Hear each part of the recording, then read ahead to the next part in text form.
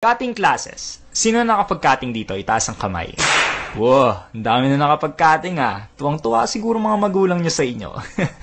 Mga demonyo. Well, kung di nyo alam, professional cuttingero rin ako. Halos lahat ng paraan para mag-cutting nagawa ko na. Over the backod, under the backod, tumambay sa cafeteria, tumambay sa CR, tumambay sa CR kahit na may tayong inodoro. Di ko rin alam kung ba't ko ginawa to. At minsan kung di tumitingin ng guard, dire-diretso lang ang labas sa gate. Kung di nyo pa natatry mag-cutting, ox lang. Sige, kayo na matalino, mabait, loyal, kayo na. Pero dahil sa short attention span ko, kahit anong turo ng teacher ko sa harapan, walang pumapasok sa kokote ko. Kaya lagi kong naiisip kung wala rin naman ako natututunan, di mag-cutting na lang ako. Yeah. Kung pwede nga lang wag na pumasok, ginawa ko na. Pero syempre, maraming magagalit sa'yo. Pati yung pinaka-importante doon, pag di ka pumasok, wala kang baon. Ngayon yung weirdo lang, pag nag-cutting ka at nakalabas ka ng eskwelahan, dahil wala rin naman magawa kung nakalabas ka, gusto mo ulit pumasok na school, tapos doon ka mag-cutting sa loob ng school nyo. Mag-iingat ka nga lang nang walang makakita sa yung teacher. Kasi sabay-sabay ang klase noon at dahil doon walang tao sa koridor. Kaya pag nakita ka ng isang teacher, matic na guidance na yon. Pero, kung isa kang professional na katingero na katulad ko, madali mo lang malulusutan mo yan. Sasabihin mo lang, Ma'am, nag-CR lang ako.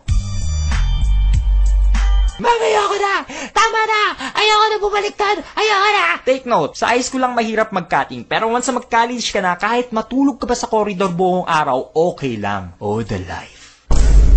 Nung isang beses nga, trinay ko mag-cutting na lalabas na ako sa gate na parang walang nangyari. Nung nakatsyempo ako na hindi tumitingin yung guard, ginawa ko, dali-dali ako lumabas. Pero syempre, kahit nang mamadali, maingat pa rin para di nila marinig. Parang ninja ba? Tapos pagkalabas ko ng gate, saktong-saktong may bantay na papasok pa lang. Nagkatinginan kami. Parang nakita ko ba yung first sub ko ulit? Pinagkaiba lang nila, si Kuya, kalbo. Kaya syempre, ako si magaling, yung ginawa ko, tumakbo. Run. Tumakbo ako na parang wala nang bukas, na pag nahuli ako, mag-guidance na naman ako at papaluin na naman ako ni Mama sa puwet.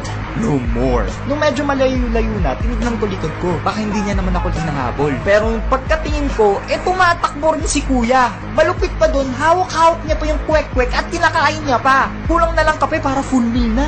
At habang nakatingin ako sa kanya, di ko namalayan na tumahama ako sa poste. Kaya yun, nahuli niya ako.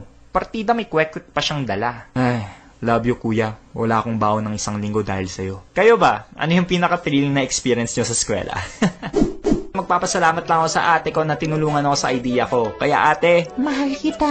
Salamat rin kay Ronnie sa paggawa niya sa fan art na to. Love you, Ronnie. Kung gusto nyo masigaw rin ang pangalan nyo sa video ko, magbigay lang kayo ng video idea at message nyo sa akin ng fan arts na ginawa nyo sa akin.